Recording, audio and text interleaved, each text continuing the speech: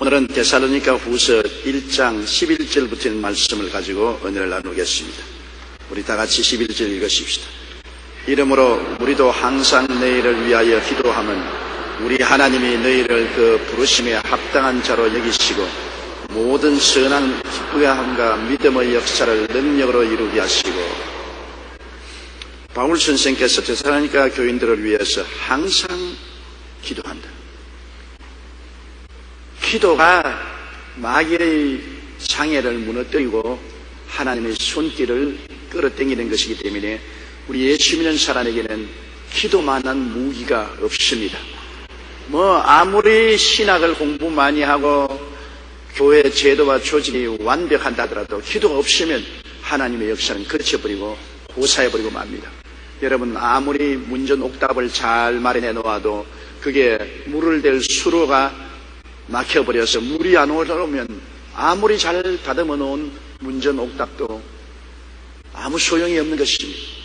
이번에 홍수가 나서 그냥 길이 다 끊겨버리고 교통이 두절되니까 아무리 잘 살라고 집을 짓고 논농사 밭농사를 준비해도 다 헛사가 되지 않습니까? 이 복음의 역사는 기도가 없이는 모든 것이 헛사가 되고 마는 것입니다. 아무리 좋은 교회 지어놔도, 아무리 교회 열심히 나와도, 아무리 신학 공부를 열심히 해도, 아무리 교회 조직을 잘해도 기도가 없으면 성령의 역사가 없어지기 때문에 생명이 없는 마네킹이 되고 마는 것입니다. 조화가 되고 말고 하나님의 역사는 사라지는 것입니다. 시편 118편 5절에 보면 내가 고통 중에 야훼께 부르짖었더니 야훼께서 응답하시고 나를 넓은 곳에 세우셨다. 내가 고통 중에 야훼께 부르짖으니까 야훼께서 응답하셨지, 부르짖지 않는데 응답 안 하는 것입니다. 가만히 있는데 하나님이 응답하시기라고 절대 생각하지 마십시오. 너희는 내게 부르짖으라, 내가 내게 응답하겠고 내가 알지 못한 크고 비밀한 일을 보여주겠다고 말씀하는 것입니다. 또 구하라 주실 것이요, 찾으라 찾을 것이요, 두드리라 열 것이라고 했지, 구하지도 않고 찾지도 아니하는데 내가 너에게 다 돌봐주마, 그렇게 말씀하지 않으셨습니다.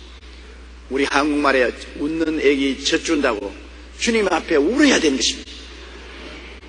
사람이 보통 때 기도를 안 해요. 기도가 하기 싫어서 안 한다고. 고통을 당해야 기도한다고.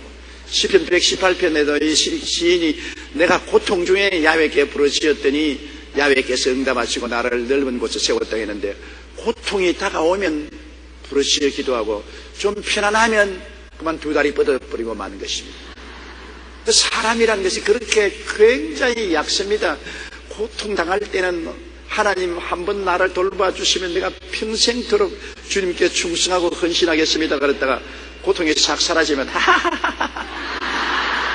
언제 그랬더냐, 싹 달라지는 것입니다. 이 사람이 인심조석변이라 정말로 하나님 앞에 죄송스럽기가 말로 다 할 수 없습니다. 사람은 고통당할 때 하나님께 부르짖어서 하나님이 넓은 곳에 세워주시면 그걸 두고 잊지 말아야 되겠는데, 이스라엘 백성 보세요.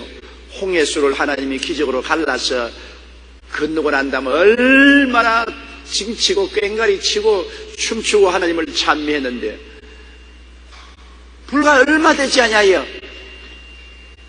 살 길을 가나 마실 물이 없으니까 그만 하나님을 원망하고 불평하고 우리를 광야에 데리고 나와서 죽이려고 하느냐.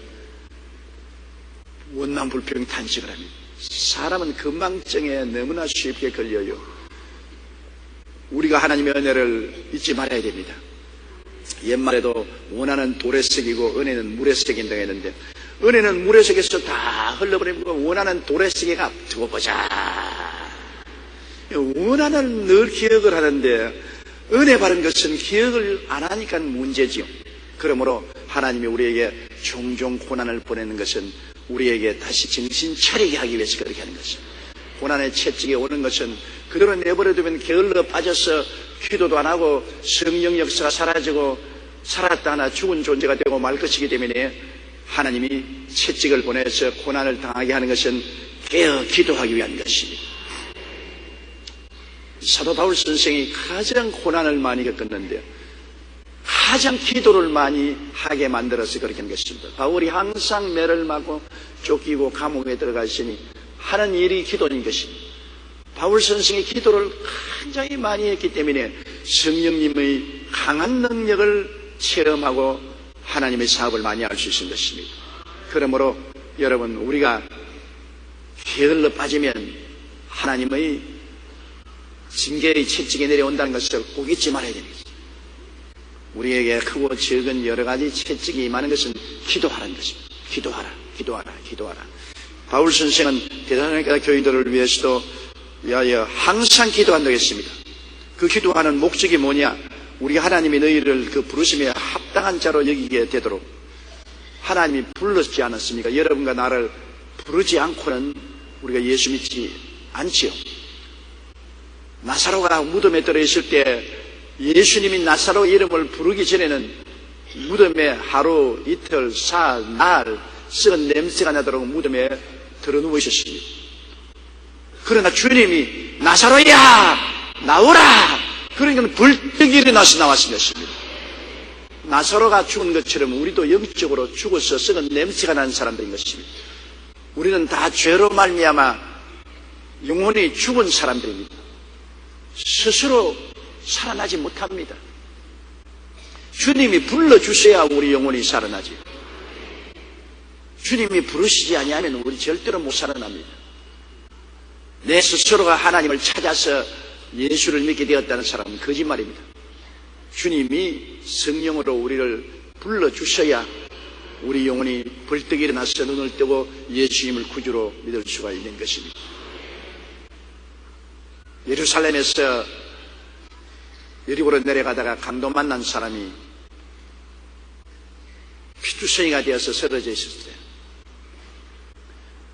제사장도 버리고 지나가고 레위인도 버리고 지나갔는데 사마리아 사람이 와서 제일 먼저 한 것이 기름을 부었다고 했던 것입니다. 기름은 성령을 상징합니다. 그 다음에 포도주를 부었습니다. 포도주는 보혈을 상징합니다. 제일 먼저 한 것이 기름을 부은다. 강도 만나서 죽게 된 사람에게 기름부터 먼저 부은 것은 우리가 영혼이 이미 죽은 자들에게 예수님이 오셔서 제일 먼저 한 것은 성령을 보내주시는 것입니다. 성령이 오셔야 우리가 깨닫고 회개하고 살아 일어나기 때문인 것입니다. 성령의 역사 없이 예수를 주라고 할 사람도 없고 하나님을 아버지로 부를 사람도 없는 것입니다. 그러므로 성령 운동이 얼마나 중요한데 성령 운동은 기도를 통해서 일어나는 것입니다. 여러분, 우유를 이렇게 지어야 치즈가 생기고 바다가 되지 않습니까? 우유를 그대로 내버려 놓으면 안 돼요. 자꾸 휘저어야 돼요. 큰 시골 우유통에 개구리 2마리가 빠졌는데 한 마리는 그만 우유통에 빠져서 몇 분 뛰어보니 안 되니까 죽었다고 낙심하고 그냥 가라앉아 죽어버렸습니다. 그러나 한 놈은 자꾸 발로서 살겠다고 휘저으니까 우유를 휘저으니까 치즈가 되지 않아요. 자꾸 휘저으니까 우유가 엉켜져서 치즈가 되니까 치수에 딱 올라앉아서 꽥꽥꽥꽥 살았다는 것입니다. 휘저어야 치즈가 돼요. 자꾸 기도로 휘저어야 성령님의 역사가 일어나는 것입니다. 기도로 휘젓지 않고는 성령의 역사는 우리 속에 일어나지 않습니다. 성령의 역사가 일어나지 않으니까 죽은 영혼이 살아날 택이 있어요. 기도를 많이 하고 성령의 역사가 있는 교회는 자꾸 부흥하는 것은 새로운 영혼들이 자꾸 구원받아 들어오니까 교회가 부흥이 되지만 성령의 역사가 없는 곳에는 부르심이 없습니다. 하나님은 성령을 통해서 우리를 부르시는 것입니다. 그러므로 우리는 다 성령을 통해서 하나님의 부르심을 받아 왔으니까 이제 부름받아 나섰은 우리들은 거기에 합당한 인격적인 행위를 해야 된다는 것입니다. 어머니가 되면 어머니로서의 자격을 갖춰야 되는 것입니다. 그냥 아무 때나 생리적인 어머니가 돼서 애만 낳아놓고 안 돌보면 어머니라고 할 수 없죠. 어머니가 되면 어린아이 젖먹이고 기저귀 갈아주고 목욕시켜주고 돌봐준 어머니로서의 자격을 구비해야 되는 것입니다. 아버지로서면 아버지로서 자격을 구비해야 돼요. 젊은 아버지가 결혼하고 난 다음에 애만 낳아놓고 아이 난 몰래 놀러다니고 춤추러 다니고 도박이나 하고 가정을 돌보지 않으면 생리적인 아버지지 아버지 자격이 없습니다. 자격을 갖추어야 돼요. 대학 교수가 되면 교수로서의 인격과 자격을 갖추어야 되고 대통령이 되면 대통령으로서 인격과 자격을 갖춰야 되는데 우리가 예수 믿기 전에는 모르겠거니와 예수 믿은 사람이면 하나님의 아들답게 살아야 되는 것입니다. 하나님의 자녀답게 살아야 돼요. 하나님의 자녀가 되지 않을 때는 마귀의 자식이니까 천방지축으로 살아도 관계없지만은 하나님의 자녀가 되면은 세상이나 예수 믿는 교회가 우리가 하나님의 자녀답게 생각하고 말하고 행동하기를 기대하는 것입니다. 그러므로 출세한다는 것이 여러분 힘듭니다. 자꾸 사람들은 출세만 하기를 원하는데 출세를 하면은 그 출세한 만큼 자격을 구비해야 되는 것입니다. 그래서 요사이 청문회 얼마나 힘듭니까? 김병준 교육부총리 요사이 고통당하는 거 보세요. 나는 안 하고 말겠지. 아유, 청문회 2번이나 나오고 온 시문회 계속해서 때리고 파헤치고 그런 교육부총리로 안 나왔으면 그런 고통 안 당할 것인데 교육부총리라는 이름을 얻으니까 자격을 심사한단 말이에요. 자격을 시시콜콜 다 파헤치니까 설 수가 있어야죠. 나는 솔직히 말해서 텔레비에 청문회 보고 불쌍하더라고. 아유, 교육부총리가 좋기에 저렇게까지 고통을 당하노. 그러나 어떠한 지위를 얻으면 거기에 대한 자격이 심사되는 것입니다. 우린 예수 믿었으니까 예수 믿는 사람이 저러노 이 말 들어서는 안 되잖아요. 교회 목사는 목사로서 자격을 구비해야 되고 장로는 장로, 안수집사, 권사, 서리집사, 지역장, 구역장 무엇이든지 지위를 얻으면 그 자격을 검증받아야 되고 비평을 받습니다. 아무것도 아니면 비평 안 받죠. 그러나 어떠한 자격을 얻으면 비평을 하기 시작하는 것입니다. 그러므로 높은 자리에 올라가려고 생각하지 마세요. 점점 외로워진다고. 낮은 자리에 있으면 아무도 관심도 안 기울이고 비평도 하지 않고 내 마음대로 자고 먹고 마시고 살면 참 편안하고 좋은데 높은 자리에 올라가면 전부 비평하는 눈이 많아지고 평론하는 눈이 많아지고 간섭하는 사람 많아지고 정신을 차릴 수 없을 만큼 고통스러운 것입니다. 나는 부흥사보다도 목사들을 존경하는 이유가 있습니다. 부흥사들은 어느 교회 가서 한 주일 동안 잘 설교하고 복음을 전가하고 떠나와 버립니다. 그러므로 한 주일 동안 설교할 책임만 있지 설교하고 떠나가 버리면 아무도 그 사람들을 때려다니면서 책임을 추궁하지 않습니다. 목사는 365일 그 교회에 같이 있으면서 성도들 앞에 노출되기 때문에 성도들이 다 망원경을 가지고 들여다보고 있고 그 목사는 365일 항상 긴장 속에 살아야 되는 것입니다. 항상 약물이에게 설교해야지요. 새벽 기도해야지요. 철야기도 해야지요. 수요일날 설교해야지요. 주일날 설교해야지요. 한 번만 잘못하면 그냥 손가락질 받거든.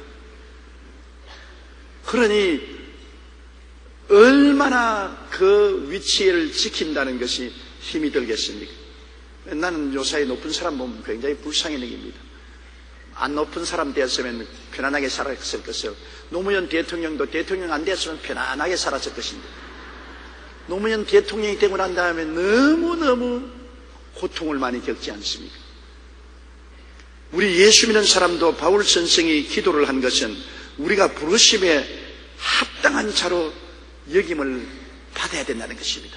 하나님이 예수 믿는 사람, 하나님의 자녀로 부르셨기 때문에 이제 합당하게 여김을 받는 삶을 살라는 것입니다. 어느 심사하는 행동이 예수 믿는 사람답게 살아야지 말만 예수 믿는다고 말하고 세상에 속에서 지탄을 받는 삶을 살면은 하나님께 영광을 안 돌리고 또 자기도 수치와 곤욕을 당하는 것입니다. 그렇기 때문에 예수 잘 믿는 것은 내 스스로의 삶도 굉장히 힘들거니와 나는 대중 앞에 예수 믿는 사람으로서 공개되어 있기 때문에 하나님의 영광을 위해서도 굉장히 자제하고 스스로를 절제하면서 살아야 되기 때문에 힘든 삶인 것입니다. 크리스찬의 삶이 쉽지 않습니다. 우리 예수 믿는 사람이 이 세상에서 처신하기가 굉장히 조심스럽고 힘이 든 것입니다. 그러나 우리 마음속에 예수님이 계심으로 그 반대급부로 넘치는 평안을 마음속에 가지고 있는 것입니다. 여러분, 사람이 마음속에 평안이 제일입니다. 마음에 두려움과 공포가 있으면 사는 것이 아니에요. 사람의 마음속에 불안과 공포가 있으면 지옥불에 드글드글 볶이는 것입니다. 그러나 평안이 있으면 그것이 행복입니다. 마음에 예수님이 계시고 평안이 있으면 그 예수님과 평안을 모시면 불 속이라도 물 속이라도 뛰어들어 통할 수가 있습니다. 마음에 불안 공포가 있으면 그 자체가 지옥이요 고통이지만은 마음에 주님이 계시고 평안하면 그 평안만 가지면 어떤 환난 폭풍이 들어와도 편안하게 지나갈 수 있습니다. 바울 선생이 유라굴라의 풍랑을 만났을 때 배에 탄 선주나 선원들이나 군인들이나 간수들은 다 기절초풍을 했습니다. 완전히 폭풍에 휘몰려 가는데 언제 배가 뒤집힐지 모르기 때문에 불안과 공포로 생지옥이었습니다. 그러나 바울 선생은 마음이 편안했습니다. 배가 기우뚱거리고 폭풍우가 불고 싸나워도 그런 마음속에 예수님이 계시기 때문에 편안했습니다. 바울은 말하기를 나의 섬기는 바 나의 하나님이 그 사자를 내게 보내어서 이 배는 파손하지 않는다고 말하더라고.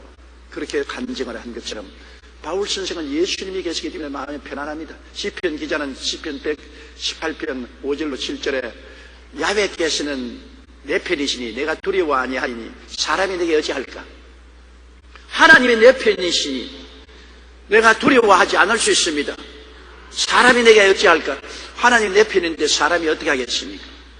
하나님이 다윗 편이니까 불과 7살쯤 되는 출입독이라도 그 장 골리앗이 어찌하지 못했습니다. 하나님이 다윗 편에 서 있는데 골리앗이 아무리 큰 소리 해도 그의 모든 칼과 창과 단창이 소용이 없어요. 그러므로 예수 믿는 사람은 그런 특권이 있습니다. 하나님이 내 편이시라 내가 두려워하지 않으리니 사람이 내게 어찌할까?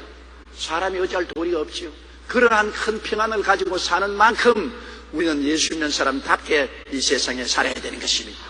하나님이 내 편에 계시고 하나님이 나에게 불안과 공포를 제하시고 마음에 평안을 주고 살게 해주는 만큼 그런 특권을 누리는 만큼 우리는 우리 스스로가 그런 자격이 있도록 살아야 되겠습니다. 바울 선생은 그러므로 이 데살로니가 후서에 있는 교인들에게 기도하면 우리 하나님이 너희를 그 부르심에 합당한 자로 여기게 살도록 하시고 모든 선을 기뻐함과 믿음의 역사를 능력으로 이루게 하십니다. 선을 기뻐하게 하고 악을 미워하게 합니다.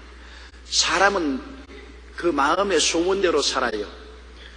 세상에 살 동안에는 도박이 하고 싶은 사람은 어찌할 도리 없이 도박하는 겁니다. 내가 목포에 신학교 시절에 부흥회를 가니까 집사님 한 분이 10손가락을 다 짝도에 잘라버리고 없어요.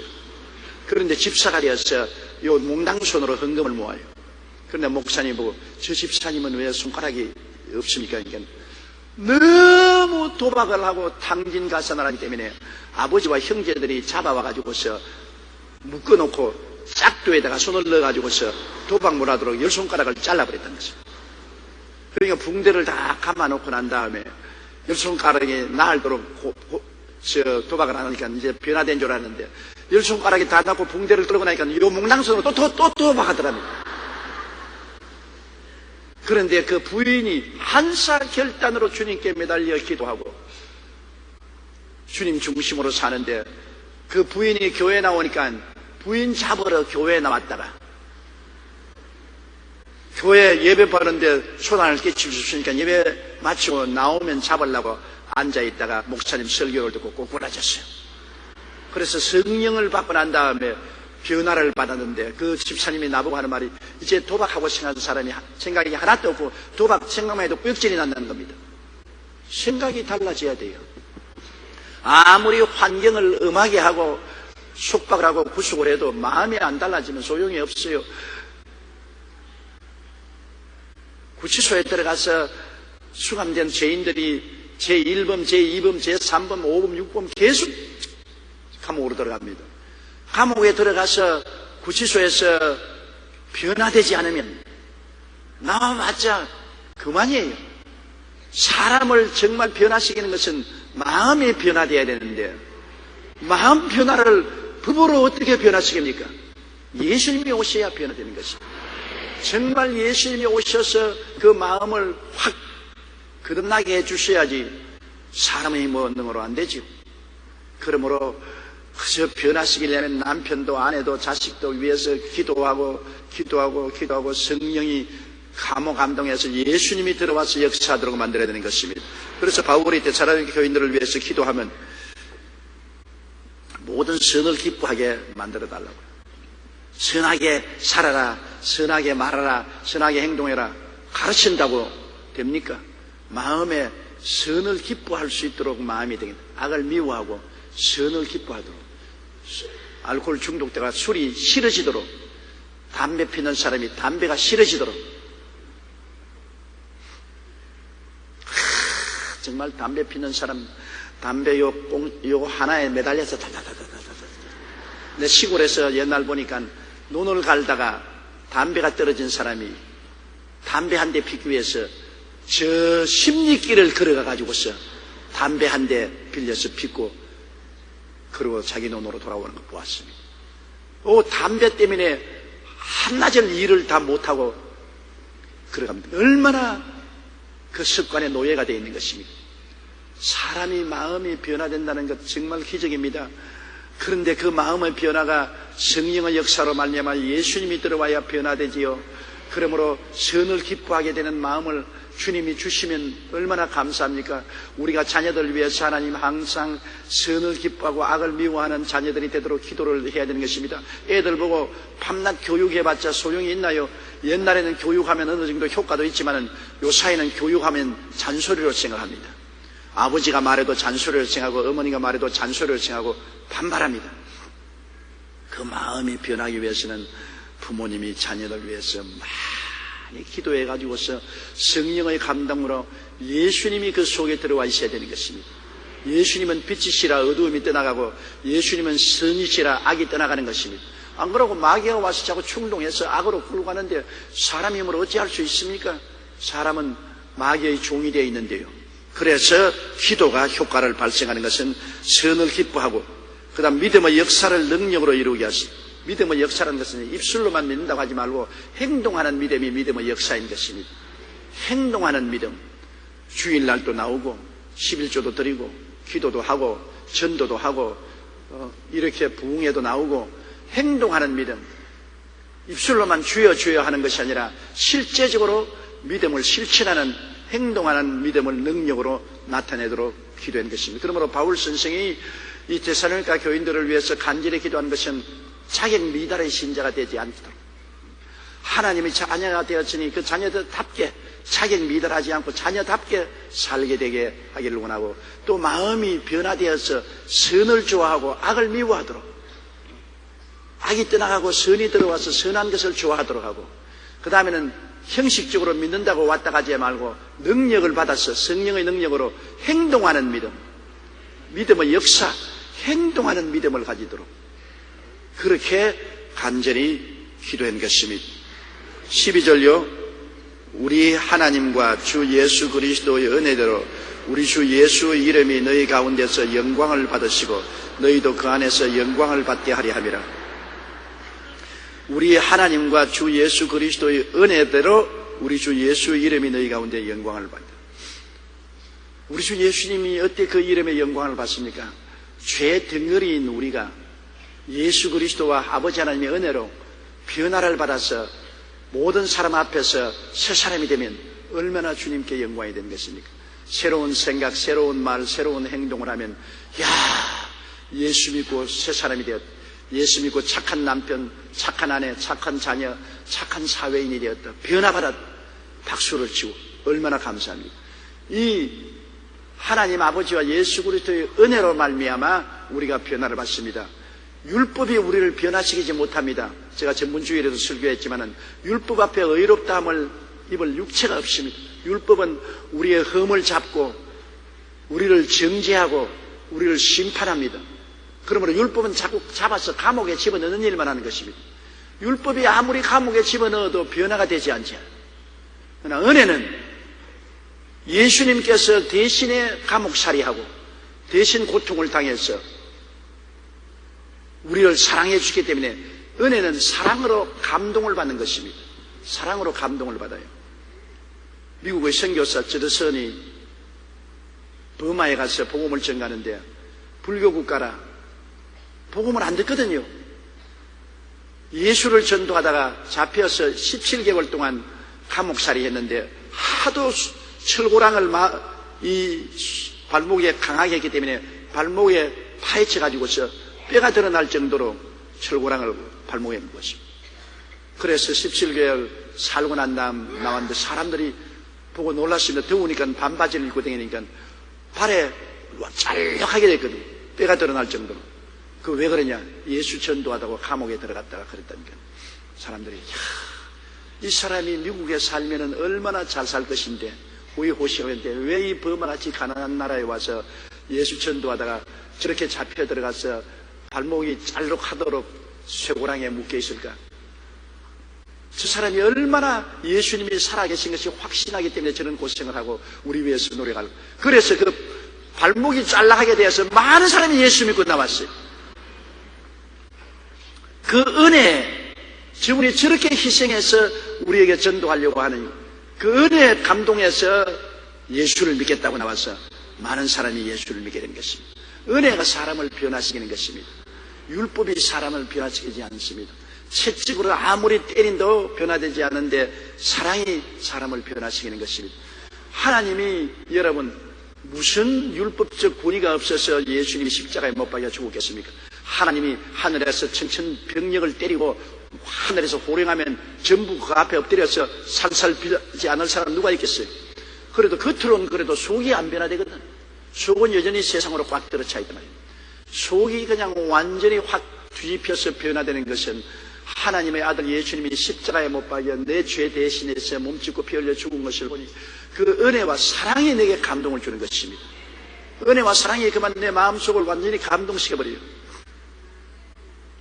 대개 여러분 착실하고 출세하는 애들이 가난한 집 자녀들입니다. 가난한 집 자녀들. 그 왜냐? 가난한 집에서 아버지나 어머니가 자식들 먹여 살리고 공부시키려고 찌개 지고 리알까 끄고 어머니는 보통이 장사하고 그렇게 고통을 당하는 것을 자식들이 보고 난 다음에 감동을 느끼는 것입니다. 우리 아버지 어머니가 저렇게 고생하면서 우리 먹여 살리려고 하니까 내가 기어코 출세해서 어머니 아버지께 효도해야 되겠다. 그러한 부모의 은혜에 대한 사랑이 마음에 변화를 주고 감동을 줘서 분발해서 그냥 악착같이 공부해서 검사도 되고 판사도 되고 사장도 되고 교수도 되지. 그러나 너무나 호의호식하고 편안한 집에 태어나서 부모가 일찌감치부터 그들에게 필요한 돈도 다 주고 생활의 환경이 은혜를 몰라요. 어른이 부모가 해줄 것도 해줬지 않냐. 내가 뭐 특별히 의무감을 느낄 때는 뭐냐. 마음에 감동이 없습니다. 집에 살면서 부모가 잘 먹여주고 잘 입혀주고 공부 잘하게 하고 편안하게 해주에 대해서 감동이 없어요. 편안할 때는 감동이 없어요. 그러니까 변화가 없고 열심히 하기 때문에 의욕이 없는 것입니다. 감동은 고통 속에서 감동이 오는 것입니다. 하나님 아버지가 우리에게 아무리 천당을 주겠다 해도 감동 안 합니다. 십자가 예수님이 우리를 감동시키는 것입니다. 아무리 흉악한 사람이라도 예수님이 내 죄 때문에 십자가에 못 박여 저렇게 처참하게 몸쓰고 피 흘리니 하나님의 아들 죄 없는 그분이 육신으로 오셔서 죄 있는 나를 대신해서 저렇게 몸짓고 피 흘려 고통당하면서도 내려오라 해도 안 내려오고 나를 구원하기 위해서 끝까지 참으신데 내가 감동 안 될 수가 없어. 그 예수님의 고통과 그 괴로움의 은혜를 보고 내가 감동을 받고 내가 변화받아야지. 내가 예수님 위해서 살아야지. 나도 예수님 위해서 목숨을 버리고 충성을 해야지. 감동이 생깁니다. 그러므로 기독교의 복음이 수많은 사람을 변화시키는 것은 예수 그리스도의 십자가 때문에 변화시키는 것입니다. 십자가 때문에.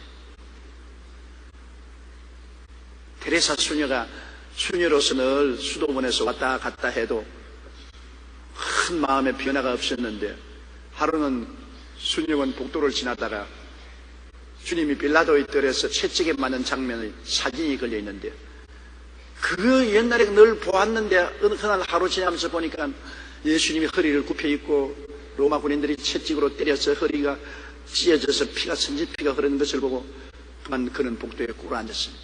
왜 예수님이 등에 채찍을 맞았냐? 나 같은 죄인을 위해서, 나 같은 병든 자, 저주받은 자를 위해서 주님이 우리를 대수하기 위해서 대신 저 고난을 받았으니 내 일생 주님을 위해서 살아야 되겠다는 큰 감동을 받았습니다. 변화를 받았어요. 그래서 그가 자원에서 저 가장 못 살고 가장 가난한 인도의 칼가타에 가서 길거리에 죽어가는 사람들을 돌봐주는데 헌신하고 일생을 바치는 것입니다. 사람이 마음에 감동을 받으면 역사가 일어나는 것입니다. 감동이 없으면 아무것도 안 해요.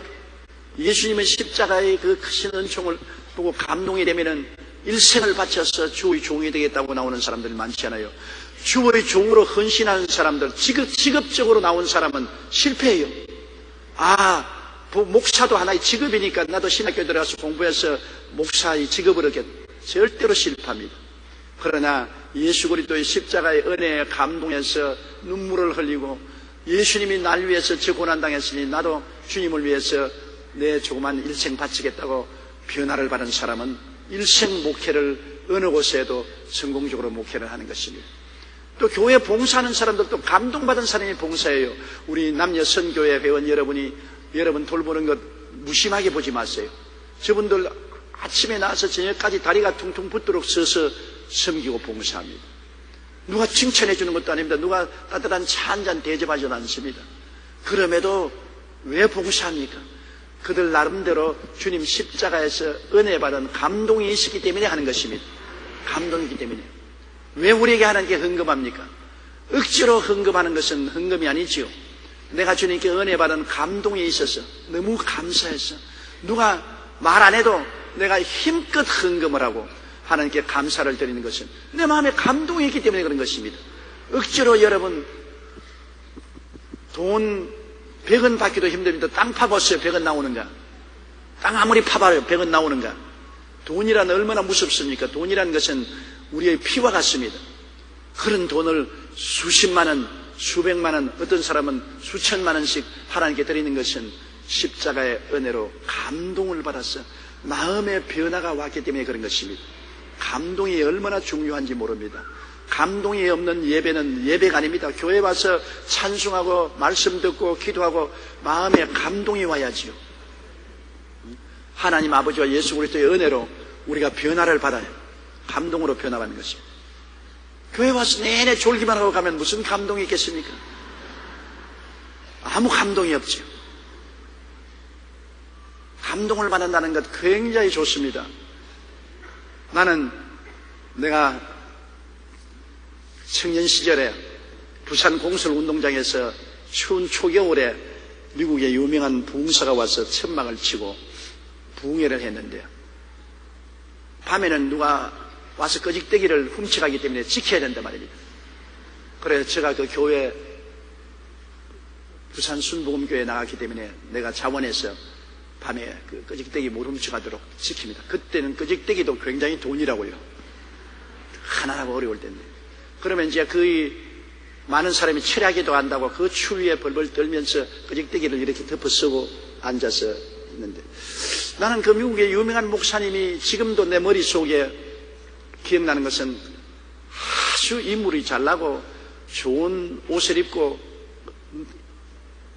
뜨겁고 열렬하게 설교하던 그 모습은 기억나지만 그 메시지는 기억이 안 납니다. 제가 그때 나이가 19살쯤밖에 안 됐으니까 그때 기억이 그거밖에 안 나는데 한 가지는 지금까지 기억나는 게 있었어요. 밤에 너무 춥고 밤에 기니까 이제 나와서 간증을 하거든요. 한 사람씩 한 사람 나와 간증하는데 한 사람이 나왔는데 머리도 흐트러지고 지금도 기억나는 것은 이빨이 얼마나 시소를 안 했든지 누렇게 됐어요.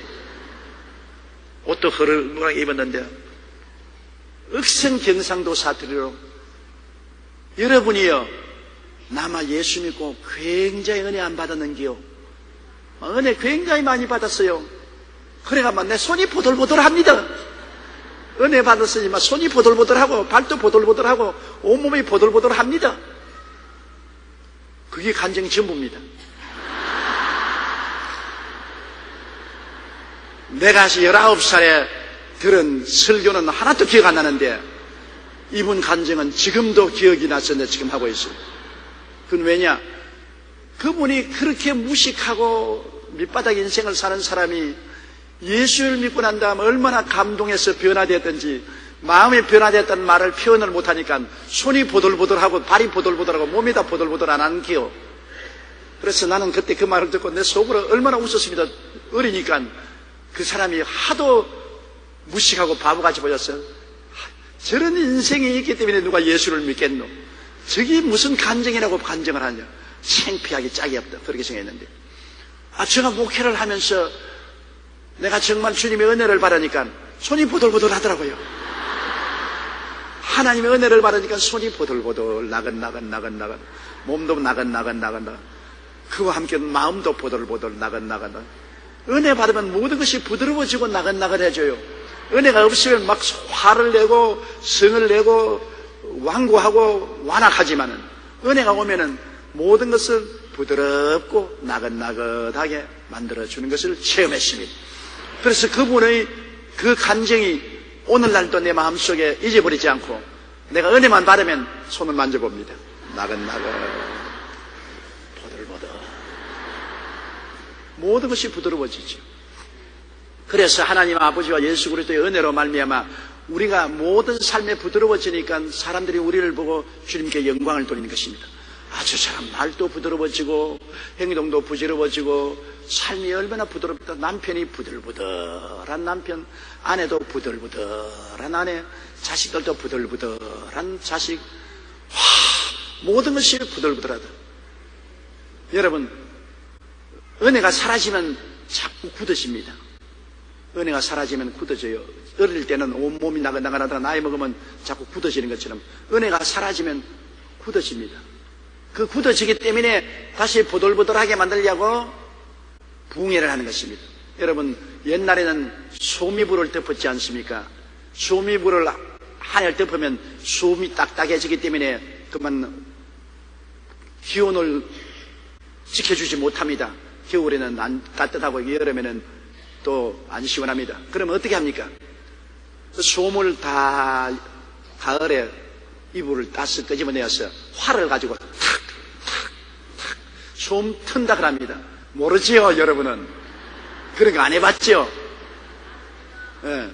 옛날에는 뭐 공장에 가서 소음을 다시 트는 것이 아니고 집에서 활로 가지고서 활로가 소음을 활에 탁 하면 그 딱딱한 소음이 또다시 부풀어져서 부들부들하게 닭털처럼 떼요. 그러면 그걸 다시 이불로 넣는다고. 소음을 부드럽게 만들어야 돼요. 딱딱해진 소음을 부드럽게 만들어야 돼요. 여러분도 딱딱해진 소음같이 딱딱해지니까 그만 사람들이 사랑이 없어지고 기쁨도 사라지고 소망도 사라지고 예수 믿는다고 하면서 사람이 완악하고 못되어지는 거지. 그럼 부흥회를 통해서 탁 튀겨가지고서 다시 부드럽게 만들어야 돼요. 은혜가 여러분을 부드럽게 만드는 것입니다. 은혜 이외에는 우리를 부드럽게 만들지 못해요. 아무리 교육을 시켜도 안 돼요. 훈련을 시켜도 안 되고 안 돼요. 그래서 여기 바울 선생은 우리 하나님과 주 예수 그리스도의 은혜대로 우리 주 예수님의 이름이 너희 가운데 영광을 받으시고, 은혜를 받아야 영광을 나타낼 수가 있는 것입니다. 은혜 받아야 돼요. 꼭 은혜 받아야 돼요. 그러므로 하나님의 말씀을 통해서 성령의 감동으로 은혜를 받으면 내가 부드러워지고 변화되기 때문에 예수 그리스도에게 영광을 돌리게 되는 것입니다. 너희도 그 안에서 영광을 받게 하려면, 우리가 주님께 영광을 돌리면 우리에게 또 영광이 다가오는 것입니다. 내가 주님을 영광스럽게 하면 주님의 영광이 다가와서 내 마음이 굉장히 행복해집니다. 하나님의 영광을 체험하면 행복해져요. 예수 믿고 행복해지려면 하나님께 영광을 돌리고 하나님의 영광을 내가 마음에 체험하면, 마음의 영광이 들어오면 편안해지고 마음이 의로워지고 기뻐지고 즐거워지고 소망차게 되는 것입니다. 이런 하나님의 영광이 내 마음속에 드는 것입니다. 의와 평강과 희락이 내 마음속에 들어오게 돼요. 성경에는 시편 91편에 저가 나를 사랑한 적 내가 저를 건지리라. 저가 내 이름을 안 적 내가 저를 높이리라. 저가 내게 간구하리니 내가 응답하리라. 환난 때 내가 저와 같이 저를 건지고 영화롭게 하리라. 내가 장수함으로 만족케 하며 나의 구원으로 보이리라. 보세요. 주님을 영화롭게 하면 주님이 반드시 응답을 해주시는 것입니다. 하나님은 우리가 하나님을 향해서 변화된 사람에 대해 주를 영화롭게 하면은 주님이 영광만 받으시고 가만히 있지 않습니다. 반드시 대가를 지어주는 것입니다. 나를 사랑해주면 내가 건져주고, 나를 높이면 내가 너를 높여주고, 나에게 간절히 부르시려면 내가 응답해주고, 환난 날에 나를 의지하면 내가 건져주고 너를 영화롭게 해주겠다. 또 장수하게 해주겠다. 우리 주님은 절대로 여러분 공짜로 받고 가만히 계시지 않습니다. 하나님을 영광스럽게 하면 그만큼 하나님의 영광을 받으시면 우리에게 영광을 돌려주시는 것입니다. 주라 그래야만 돌려줄 것이니 곧 후회되어 눌러 흔들어 넘치게 해서 않게 해준다고. 우리 하나님은 꼭 친정 어머니와 같습니다. 친정 어머니. 여러분 시집살이 옛날에 할 때, 요사이는 안 그렇지만 옛날에 시집살이 맵고 고통당할 때 친정에 왔다가 돌아가면 부모님이 그냥 빈손 들고 돌려보내지 못하니까 뭐 밀도 혹은 보리도 쌀도 좀 들고서 생색내고 돌아가게 하려고 하는데, 그 시아버지 시어머니 남편 보는 앞에서 많이 줄 수 없잖아요. 그러나 눈을 피해가면서 조금 주고 흔들어서 눌러가지고서 내가 그렇게 하는 거 봤거든, 내 눈으로.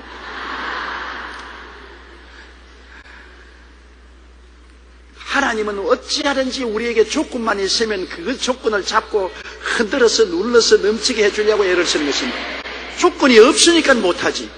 조건만 있으면 하나님은 우리가 영광을 돌릴 만큼 영광을 넘치게 부어주셔서 우리에게 은혜를 주시려고 하는 것입니다.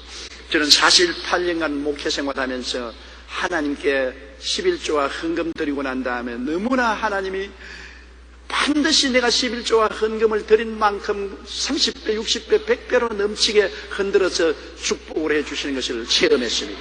그건 저 개인의 체험입니다. 내가 개인적으로 주님 앞에 드리는 11조와 헌금이 있는데, 내가 주님께 드리면 드릴수록 주님께서 그게 30배, 60배, 100배로 흔들어 넘치게 해서 안겨주는 것을 체험했습니다. 48년의 세월이 얼마나 깁니까? 기나긴 세월에 한 번도 주님께서는 실수하지 아니하시고 약속을 어기지 않으신 것을 체험했습니다. 그러므로 우리가 하나님께 영광을 드리면 하나님도 우리에게 영광을 주시는 것입니다. 2장 1절요. 형제들아, 우리가 너희에게 구하는 것은 우리 주 예수 그리스도의 강림하심과 우리가 그 앞에 모임에 관하여. 우리 예수 믿는 사람의 최대의 소망이 예수 그리스도의 강림하심과 그 앞에 우리가 다 예수 믿는 사람이 모이는 이 축복인 것입니다.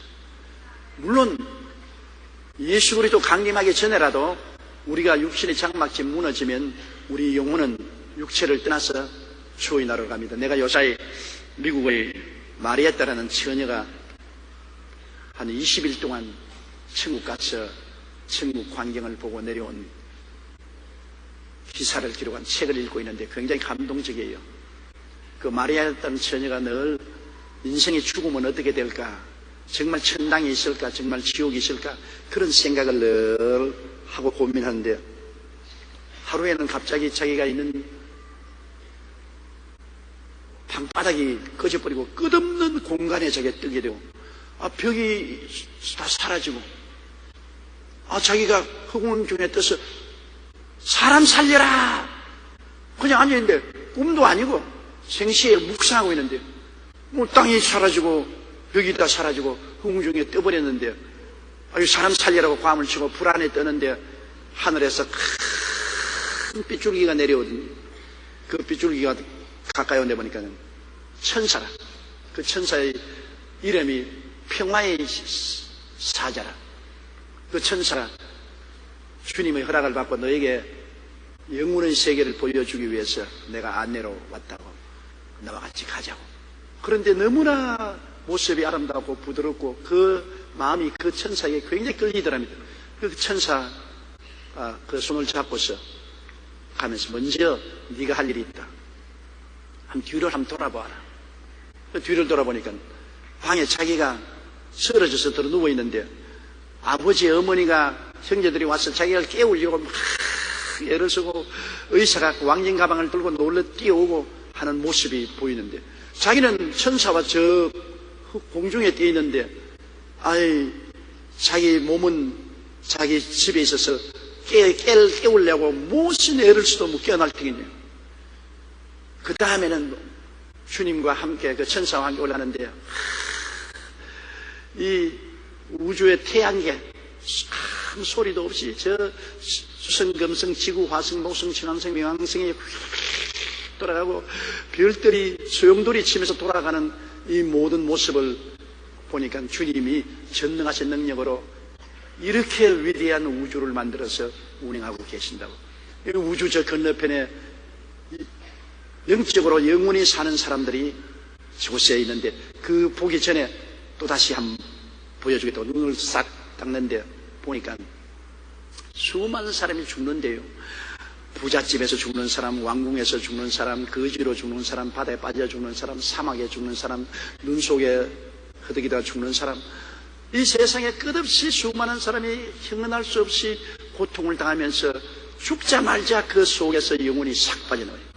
사람이 죽자마자 영혼이 싹 빠져나오는데 영혼이 빠져나오자마자 그 영혼은 끼리끼리 모여요. 주를 믿지 않고 세상을 사는 사람은 세상 영들끼리 모이는데 거기는 마귀들이 같이 와 있어가지고서 구름이 이렇게 깨있고 캄캄한 곳으로 줄줄이 줄을 지어서 가요. 누가 가라앉는 게 아니라 자석에 쇠가 끌려가듯이 이 세상에서 흑암 가운데 사는 사람은 나오자마자 그 영혼이 흑암의 성격이 가지고 있어서 그리 다 끌려가 버리고 또 주를 믿고 구원받아서 변화된 사람은 또 그 사람들끼리 다 모여가지고서 빛의 사자들의 인도를 받아서 천국으로 쫙 끌려간다.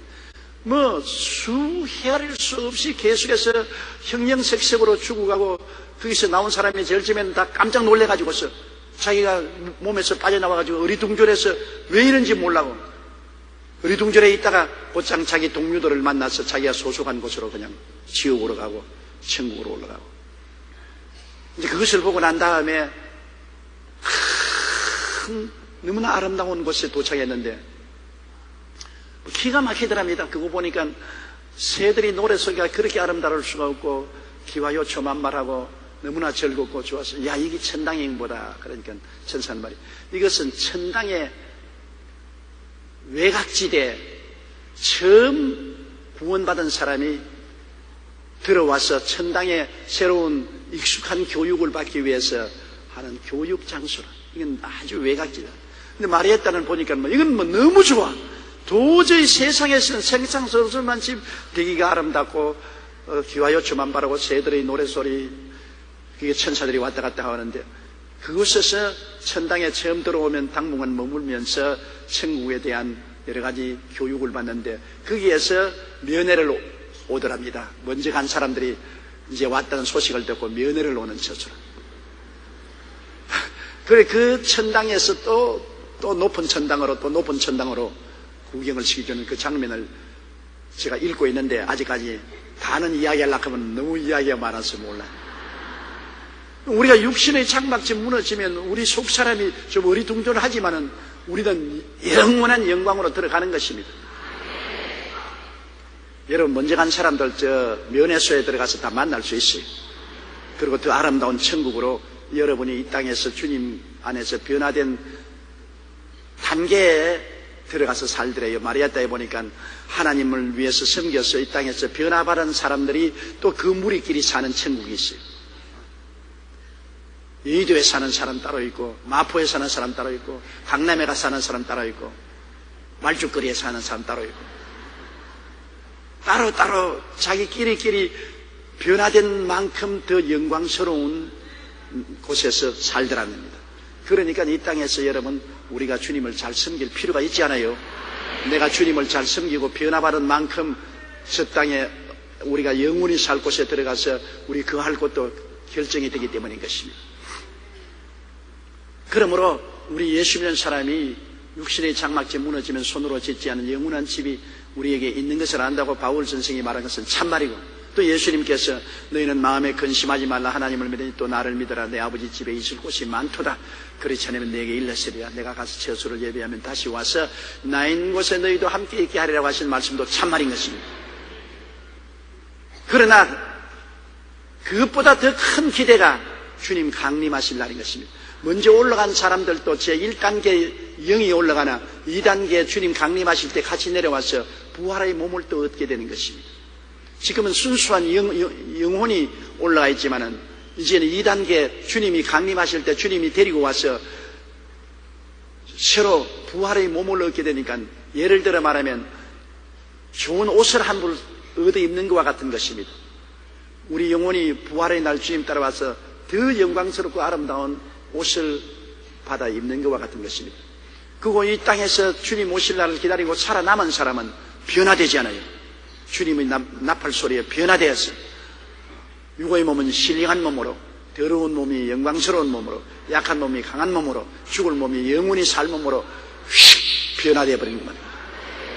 변화돼요. 우리가 무슨 비행기 타고 올라가는 것도 아닙니다.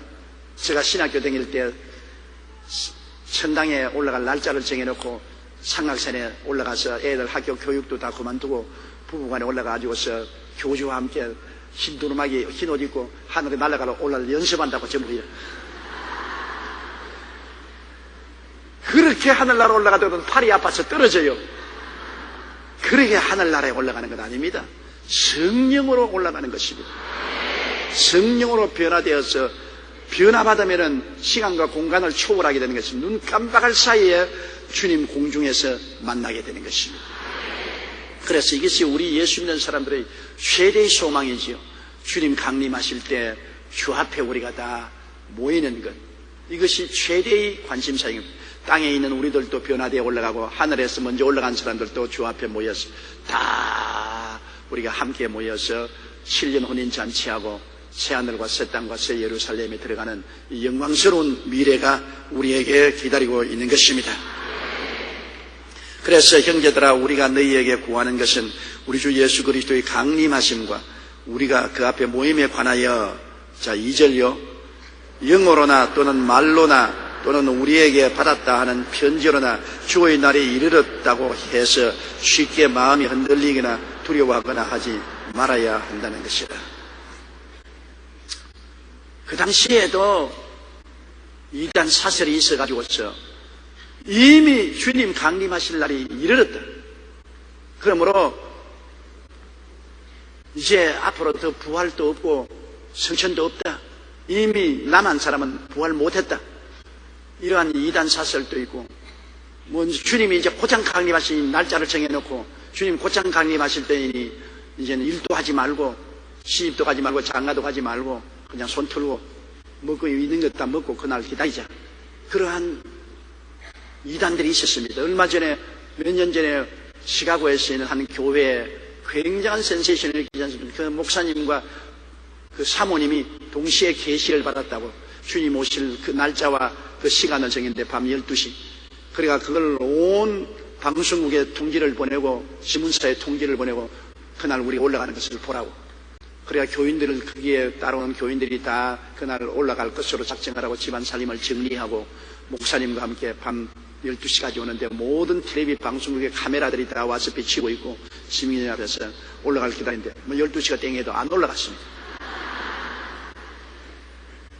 얼마나 낭패가 되어서 웃음거리가 되고 텔레비에도 나오고 신문에도 나오고 굉장했습니다. 그 다음 이후로 아주 절망적인 데는 내가 그 목사를 만났어요. 어찌하다가 그런 소리를 하냐, 너 정신이 있냐 없냐. 정상적인 신앙생활을 하는 사람 같으면 그날과 그 시는 아들도 모르고 아버지만 하신다고 했는데 네가 왜 그날과 그 시를 정하냐. 네가 아들도 모르는 시간을 네가 왜 정하냐. 계시를 분명히 받았다. 아무리 계시를 받아도 성경에 비추어 보아서 성경이 아닌 계시는 물리쳐야지. 계시는 나도 받은 게 아니라 우리 마누라도 받았다. 마누라가 아니라 저 할아버지가 받아도 성경에 어긋난 계시는 그거는 마귀가 갖다 주는 거짓이야. 성경에는 그날과 그 시는 아무도 모른다고 그랬어.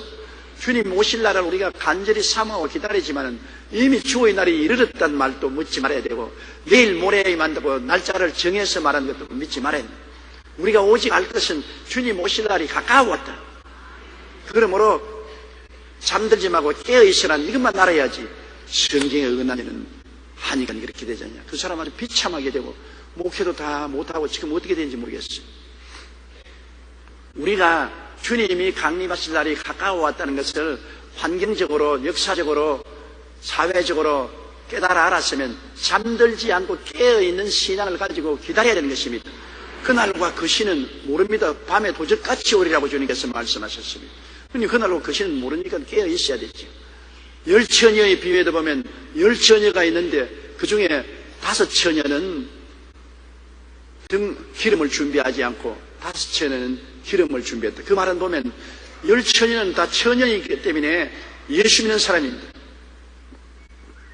등을 가지고 있으니까 등은 예배, 교회와 신앙의 모든 규례를 다 가지고 있어요. 그런데 신랑이 늦게 오니까 주님이 온다는 것을 기다리다 늦게 오니까 그 다음 10처녀가 다 졸았습니다. 다 졸을 때 5처녀는 그래도 기름병 하나를 가지고 있었습니다. 5처녀는 기름병이 없어요. 기름병이라는 것은 기도와 성령 충만을 말하는 것입니다. 졸면서도 그래도 기도는 하고 성령님은 모시고 있었기 때문에 졸면서도 기름병을 가지고 있다. 졸았다는 것은 지쳤다는 것입니다. 주님 오실 날이 너무 온나 하면서 안 오니까 지쳐지는데, 그러나 기름병을 가지고 있는데 다른 사람은 신앙을 가지고 있으면서도 불구하고 막 기도도 안 하고 성령도 구하지 않습니다. 완전히 포기해버렸습니다. 그런데 갑자기 신랑이로다. 그러니까 등 들고 나가야 되겠는데, 유대나라에서는 신랑 맞으러 갈 때 등 들고 나가요. 기름병을 가지고 있는 사람은 기름을 쑥에 부어가지고서 불을 켜서 나가는데, 기름병이 없는 사람은 등은 다 가지고 있는데 불을 못 밝히니까 못 나가잖아요. 신랑을 맞으러 못 나가잖아요. 기름 좀 나눠 달라니까 안 나눠주니까 그들은 잔치상에 못 나가는 것입니다. 그러므로 우리 예수 믿는 사람 중에 기도하고 성령 충만하고 기다리는 사람은 깨어있으면 주님 오신 날에 다 하늘로 들려 올라갈 것이고, 기름 준비 못한 사람은 그때야 회개하고 깨어지니까 처음 성천에 못 올라가고 7년 환란을 통하면서, 환란의 전만부에 혹은 순교를 당하고 환란을 당하고 통과해서 천당에 올라가는 그러한 현상의 성입니다. 환란을 통할 성도들이 있고 환란을 안 통할 성도들이 있어요. 기름 준비한 사람들은 환란 안 통하고 올라가고, 기름 준비하지 못한 사람은 잔치상에 집에 못 들어가고 환란을 통하게 되는 것입니다. 요한계시록에 보면 그렇게 기록되어 있는 것입니다. 이러므로 이미 주님이 날이 이르렀다. 이미 주님이 강림하신 그런 교파들이 있어요. 주님 강림하신다고 해놓고 난 다음에 안 오니까 주님이 눈에 보이는 게 강림한 게 아니라 영적으로 하늘나라에서 강림했다. 영적으로 그날 주님께 강림했다고 그렇게 신학을 고친 교단이 있어요. 네, 어느 교단이고 말을 안 하겠습니다. 실제로 어느 날 몇 년도 어느 시에 온다 해놓고 안 오니까 눈에 안 보이게 왔다. 그래서 주님께서 눈에 안 보이게 보좌에 앉으셨다. 그렇게 신학을 고친 교단들도 있어요. 그런 엉터리를 믿으면 안 돼요. 바울 선생은 말하기를 혹은 영어로나 다시 말하면 예언을 통해서나 혹은 말로나 내 설교에서 들었다고 전하는 말로나 내가 편지 써서 말했다고 가짜 내 이름을 도용한 편지를 받아서 주님 날이 이미 임하였다. 혹은 벌써 날짜를 정해놓고 어느 날 어느 시에 주님이 온다. 이러한 미혹에 속아 넘어가지 말라는 것입니다. 우리는 주님이 오실 날이 가까워 왔다는 것을 환경적으로 우리가 알죠. 주님이 그날에는 자연재앙이 많이 없으려는데 요즘은 쓰나미로부터 해서 저체의 기근과 지진이 있고 그 다음 전쟁과 전쟁 소문이 있고 환경이 어렵지 않습니까? 우리가 볼지라도 지구온난화를 통해서 비가 쏟아지고 눈이 많이 오고 기후가 달라지고 환경적인 변화가 많이 오고 인심이 싸나워지고 저체에 전혀 알지 못하는 병들이 생겨나고 이런 여러 가지 환경 재앙이 이 땅이 더 오래 계속할 수 없다는 것을 우리에게 깨닫게 해주고 주님 강림하실 날이 가까워 온다는 것을 우리가 깨달을 수 있죠. 환경을 통해서.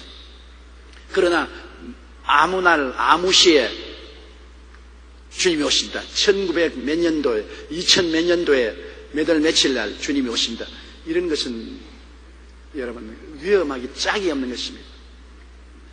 이것은 여태까지 그렇게 예언한 것이 맞아 들어간 적이 없습니다. 이렇기 때문에 우리는 주님 오실 날을 간절히 기다려서 기도하고 성령 충만하면서도 그날과 그 시를 정하는 이런 미혹에 빠지지 말아야 될 것입니다. 3절요. 누가 어떻게 하여도 너희가 미혹되지 말라. 먼저 배교하는 일이 있고 저 불법의 사람 곧 멸망의 아들이 나타나기 전에는 그날이 이르지 아니하리라. 그날이 언제 오느냐? 바울 선생은 두 가지 조건을 말했는데 배교하는 일, 다시 말하면 10처녀 중에 잠들은 5처녀처럼 많은 사람이 예수를 믿으면서도 신앙에 식어져 버리는 이러한 세속화된 교회가 생겨난다는 것입니다. 말세에는 많은 교회와 성도들이 세속화된다. 믿는다는 형식은 있어도 경건의 능력이 없다. 성령이 없다. 성령 없는 교회, 기도도 없고 말씀도 없고 성령도 없는 이게 배교지요. 이러한 형식적인 성령이 없는 죽은 신앙생활을 하는 교회와 교인들이 많이 생겨나고 그 다음에는 저 불법의 사람 적그리스도가 나타나는 것입니다. 저 불법의 사람 곧 멸망의 아들이 나타난다. 그 멸망의 아들이 적그리스도인데 적그리스도가 나타날 때는 언제냐? 토인비 같은 영국의 유명한 그 역사학자는 말하기를 과학이 발전되어서 아주 무시무시한 대량 살상 무기들이 확산됩니다. 오늘 북한도 대량 살상 무기인 원자탄과 미사일과 여러 가지 독가스 탄을 만들어 놓고 그걸 가지고 협박하잖아요. 아예 그냥 니 죽고 내 죽자고 나오면 막감당해도 우리 한국 강토가 숙밭이 될 수 있습니다. 그런데 소련이 가지고 있지요, 미국이 가지고 있지요, 영국이 가지고 있지요, 프랑스가 가지고 있지요, 인도도 가지고 있지요, 이스라엘도 가지고 있지요, 파키스탄도 가지고 있지요, 중국도 가지고 있지요. 일본은 가지려면 내일 아침이라도 가질 수 있어요. 이게 자꾸 확산됩니다.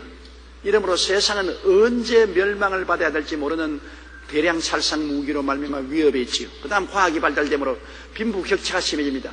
잘 사는 나라는 기술과 과학이 발달되어서 점점 잘 살게 되고 못 사는 나라는 기술의 혜택을 입지 못하고 교육의 혜택을 받지 못하게 되면 점점 가난해지고 빈부격차가 너무 심해져서 결국은 지구에는 잘 사는 사람 못 사는 사람 대결이 되어서 무시무시한 파괴가 나옵니다.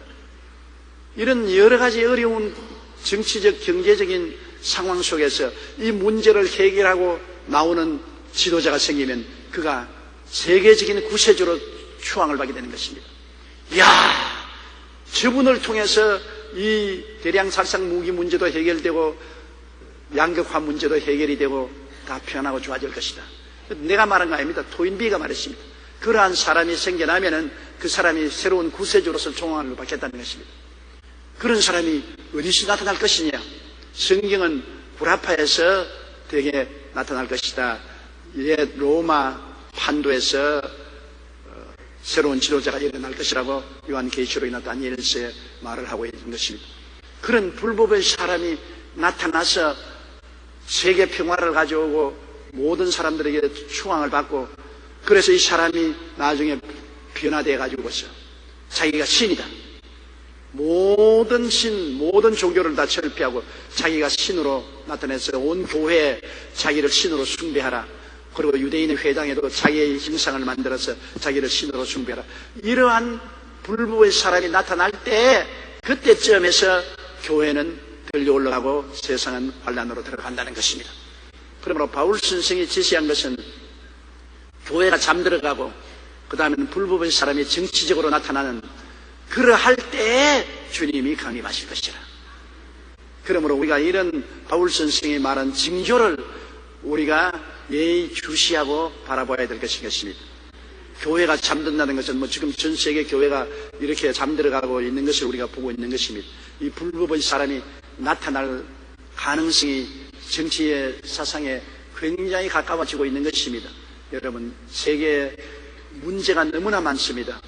이 대량 상살무기뿐 아니라 양극화 문제, 이스라엘과 아랍의 문제, 여러 가지 문제가 너무 많습니다.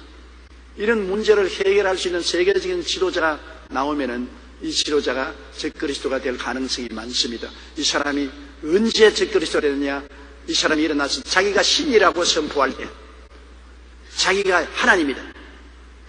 그렇게 있겠냐? 여러분, 지난 50년 동안에 이 세상에 자기가 만왕의 왕 만주의 주요 하나님이라고 한 사람이 숫자로 계산해도 1100명이나 있습니다. 지난 50년 동안에 이 세계에서 자기가 주라고 하는 사람이 1100명인데 그 중에 한 50%는 한국 사람입니다. 한국에 여러분 내가 주라고 하는 사람은 얼마나 많고 재림주라 내가 하나님이라 얼마나 많습니까? 이게 다 정조가 되는 것입니다. 이런 진짜 불법의 사람이 나타날 것을 예시적으로 사탄이 벌써 보여주고 있는 것입니다. 이 문제에 대해서는 시간을 더 많이 화해해서 설명을 해야 되기 때문에 다음 주일에 설명을 하겠습니다. 다음 주간에 설명을 하겠습니다.